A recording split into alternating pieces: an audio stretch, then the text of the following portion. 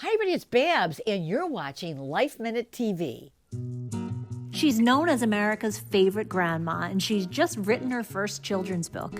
New York Times bestselling author and social media star Barbara Babs Costello brings her signature warmth and timeless tips to every page. She recently joined us at the Life Minute studios to tell me all about it and more.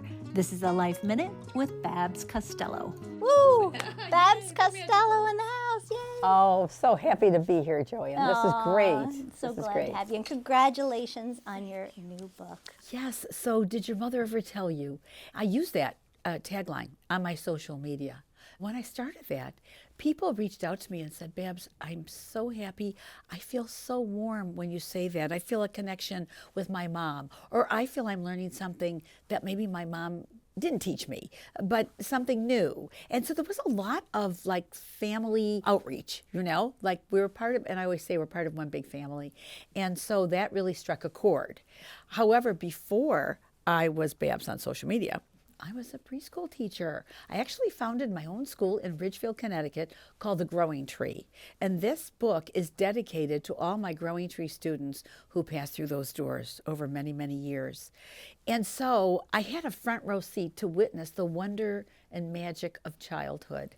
And I thought, isn't it fitting that after reading, hundreds of books to children, that I should maybe take what I've learned from working with children and write a children's book. And what I've learned was that children sometimes have a hard time expressing their emotions. And so this book validates and acknowledges children's feelings. And even though the world is telling them something, like we have those timeless sayings like hold your horses, or don't cry over spilled milk, or don't sweat the small stuff. I have 7 of those timeless sayings in this book. And each one is looked at through the eyes of a mother. Did your mother ever tell you? And giving her child permission to be that child. So even though the world says, don't cry over spilled milk, your mother tells you, of course you can cry over spilled milk. Everybody feels badly when they make a mistake or things don't go the way they should. And so you cry. But then after you're done crying, you dry your tears and know that problems come, because eventually you're going to grow from that too. And I'm here for you. And so that's kind of was the mindset of celebrating children and their feelings. And this book is really for the person reading too. Yes. The parent, the caregiver, you can learn something as You well. can learn. for You know sure. what, Joanne? There are 7, as I said, 7 life lessons. And we start with acknowledging the feelings of a child. There's a teaching lesson then. To go to the next step, you're going to face issues, but we're going to get through them together. Or we have hold your horses. Well, did your mother ever tell you sometimes you can let those horses run when you're excited about your birthday or something that's coming that you're so excited. But then after you express all that excitement, take a breath or two. And practicing patience is important too. So there's a lesson to be learned in every one of these 7 little life lessons. And there is wisdom to be gained too. Do you have a favorite? I have a lot of favorites, but one in particular is birds of a feather flock together, right? But did your mother ever say, it's okay. You don't always have to hang out with people who are just like you. Sometimes those colorful birds are waiting for you to extend that friendship. And they might look different, but maybe it's that bird that's sitting alone. When you read it, it's like I feel that it can be applied to school. What about that bird that's sitting alone at the lunch table, all by themselves? And you're with all the birds who are flocking together, who are the same. Why don't you fly over there and extend friendship? That's one thing I always said at the Growing Tree. We're all together. We're all friends. So I think with the bullying issue today and all of that, I think that's very, very poignant, is to be friends with all the different birds too. For sure. Any more children's books coming, you I think maybe. First of all, this is a wonderful, I'm so happy. I should be bragging about my own book, but it really is a special book. It's for so many ages. I know that picture books are usually 4 to 8. That's kind of what the editor deems appropriate. But I have a 3-year-old granddaughter who loves these pictures, and we'll adjust her 3. And the last page of the book, after coming in from the rain, the mother is now embracing the child and saying, no matter what, I'm here for you. You're my treasure. I love you. You're my life. And I will always be with you. And Willa, now we've read that book to her, but she'll go to that page and kiss the mom and the child. Just up and down with that. And there's one, don't sweat the small stuff. But the thing is with a child, nothing's small. Everything is big in a child's world, right? And so there's a picture of her being afraid to miss the bus. And Willa will look at that and go, Charlie and Ford missed the bus. They run to the bus. So there's a connection. Yes. So this book really is about connection and conversation. How did you become so wise? What do you attribute it to? You know, I think a lot of it truly, I mean, a little bit is age. With age comes some wisdom, right? Hopefully. But I think working with kids, they teach you. My own children have taught me, you know, yes, you're guiding them and forming them and loving them, but you're learning a lot through them. You know, I remember when my kids were growing up, they would say, Art Linkletter. You probably don't remember Art Linkletter. Sure. Kids say the darndest things, Yeah, right? yep. I used to write down some of the things my kids said to me because I thought, that is incredible. That has such foresight. I can't believe they said that, you know? So I think you learn along the way, but you have to be open to it too. I think you have to be open to never stop learning. Right. What was your childhood like growing up? Did your mom tell you a lot of these things too? You know, my mom came from a big Italian family. My grandmother came over to marry my grandfather. It was an arranged marriage. And my mother was the oldest girl of 9 children. Wow. And, you know, they were a bit like the boys worked a lot, but the women stayed home, and my mother helped my grandmother. So she never went to high school because my grandmother needed help with the other 7 children. And my mother would say that she didn't really want to go because her clothes were not very nice. I know, it's so amazing what they went through. Yes. Where we complain about, you know, not having our coffee the right temperature. And here they struggled just to feed kids and make ends meet. But my mom was really a go-getter. Even though she didn't go to high school, she went to beauty school. They asked her to be a teacher at the beauty academy, wow. But she couldn't because she didn't have her high school diploma. But she was a seamstress. She made my sister, I only have one older sister, just the 2 of us, and she made us our winter coats. She made us dresses. When we had a birthday, my sister reminded me of this. I was too young to remember. But she made all the guests aprons out of like organza fabric. Everybody had aprons as like a favor. So she was an amazing baker. She was an incredible cook. She had a catering business. So what did I learn from my mom? I learned that you could do anything if you put your mind to it, and that we all have gifts. And not all of those gifts are found in school. They're found inside of you too. What would your current self tell your younger self? I wish you hadn't worried so much. It's going to be okay. That all the things that maybe you thought weren't going to, you know, and Joanne, I have to tell you, I didn't plan this. I was a retired teacher, and I was watching my grandkids.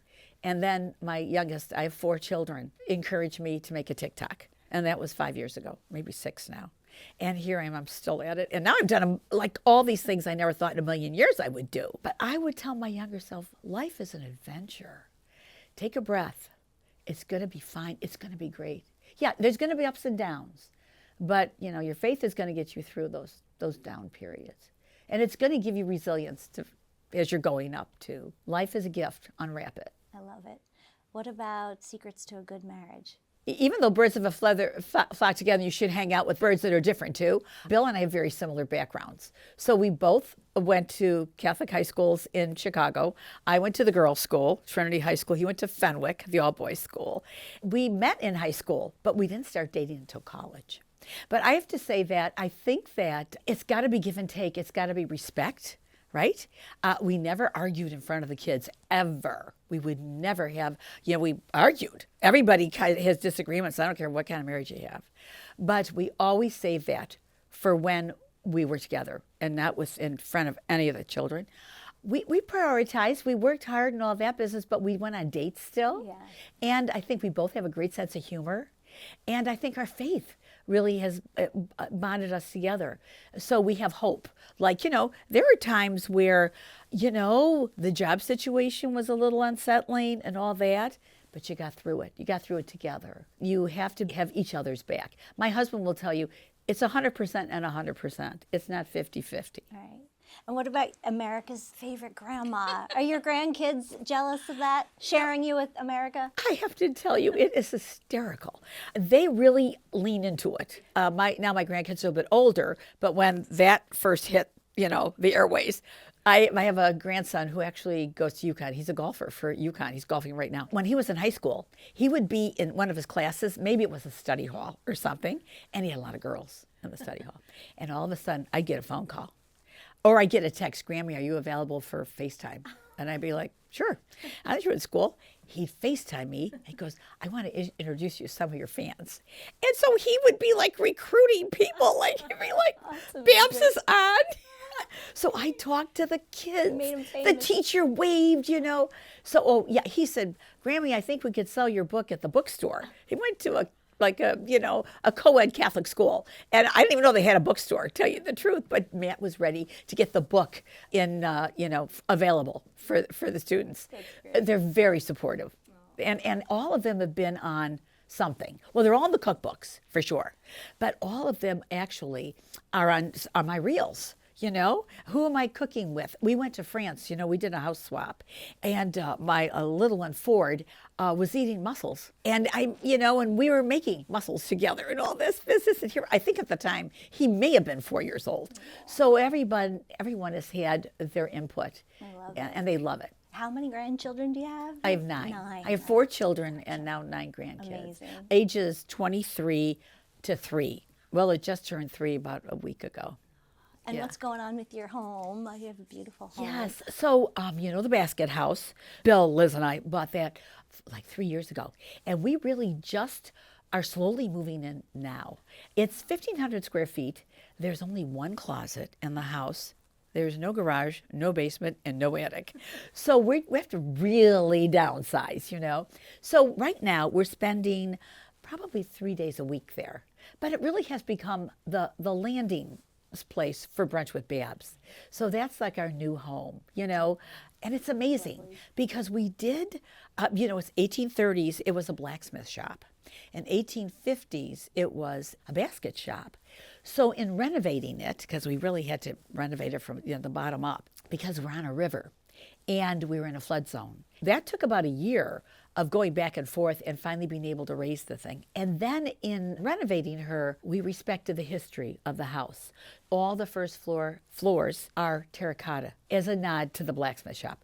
There's wicker everywhere, and we have a lot of lattice everywhere. So the lattice is a nod to the baskets. And there's baskets everywhere, Joanne, I have to tell you. So in the family room, I call it the library, and it's a 2-story library. And you look up, and the whole ceiling is covered with baskets. So it's really cool. I have to say, it is a gem. And I almost feel that, she's just perfect. Honest to goodness. I think so too. What is your secrets for not getting stressed, like when you're entertaining or anything? Yeah, anything. Yes. So I think you have to put it in perspective. What's the goal of having friends over? And I used to stress out, trust me. But it's not necessarily being the hostess with the mostest, right? It's welcoming your friends to your home and then being of service and encouraging a community and camaraderie and friendship. I think the secret is plan ahead. Get as much as you can done ahead of time, and also supplement with store-bought stuff. It doesn't have to be always, you don't have to make bread every time you're having guests over from start to finish kind of thing. Right. So supplement it with some store-bought things, but serve it beautifully. And also you want to be present, right? You don't want to be in the kitchen 24/7. So make sure that you're with the friends. Do as much as you can beforehand and supplement with store-bought things. I love it. Was there ever a time, like you said, that you were not like that? And Oh, yes. I would be so stressed out. Honest to goodness, when I was younger, right? And you had children, too. So the kids had to be tended to and, get them kind of settled down before the doorbell rang and guests were coming in. And, at that time, you got dressed up. I remember being in heels, walking to the door, opening the door, click, click, click, click, Nowadays, it's just like we're more casual and we're more laid back. some good things are getting older. That's right. What's your favorite brunch item? I have an entire brunch menu, a Mother's Day brunch in Celebrate with Babs. So I have this, it's called the Perfect Brunch Casserole, and it's made with a pound of bacon, 18 eggs. You make your own cheese sauce, and you need an egg slicer for this. truly, because you don't want to, and you have to have all those eggs sliced beautifully. You make your bacon, crumble that, slice those eggs, and layer it like a lasagna, and with fresh herbs in between each layer. And then you top it off with that cheese and some breadcrumbs and bake it. It is to die for. That sounds so good. Yeah, it's really good. Was there anything you did growing up, like, rituals that you guys had to do as a family? Oh yes, yeah. Coming from an Italian family, the rituals. It all revolves around food, and on the hustle and bustle of foods that they only made once a year. And my grandmother, rest her soul, she would start her tomato plants Ash Wednesday. She put the seeds in a egg carton, and with her soil, and put and then she'd have them all like stored like in an extra room, like that got sun, and she started her plants from seeds and all that business. But probably the baking, it was mostly food that we had, like the rituals, like Christmas Eve. It would be I'm one of 22 grandkids, so it would be all the grandkids coming. I'll tell you other rituals though. My grandfather made his own wine. So everyone in the fall would go to my grandparents' house. That's 9 children with their spouses. So 18 adults, not including my grandparents. And they would all help my grandfather make that wine. And he had like 3 oak barrels in the basement, one new, one halfway fermented, and then one ready to draw. And I remember my aunts and uncles purple with crushing those grapes with the machine and all this, but all hand. It was no electric machines or anything. So I would say I have so many memories of that, of the grapes in the fall, of my grandmother's Italian cookies that I don't make, but they're the fried cookies, the ribbons. Yes. Have you made those? Oh yes. Yes. So I still have those. I had them for Easter. Yeah. See, and I really need to I need to get my pasta machine, Yes. because you need that for those, because you've I got know to that. cut the ribbons, right? Yep. And I'll it was fry them all one by one. One by one as they curl, and then that oil, and then you're out, and then the powdered sugar. Oh, you could eat the whole thing, couldn't you? But I think the whole idea of family and tradition. So even in Celebrate with Babs, which is my first cookbook, I talk about it takes 2 years to make a tradition. And people will tell me, well, I never had anything in my family. Well, in 2 years, you will establish your own. Make your Christmas cookies with your grandkids or your children. Make a gingerbread house every year, right? At Easter, our tradition was hiding the Easter baskets when the kids came down, and then doing an Easter egg hunt. So those are some of the things that, you can establish any tradition. Just keep doing it. Yes, That's right. all. Right. I love it. So Yeah. good. That was Oh, I great. could talk to you all day, Julia. Me too. Yeah. To hear more of this interview, visit our podcast, Life Minute TV, on iTunes and all streaming podcast platforms.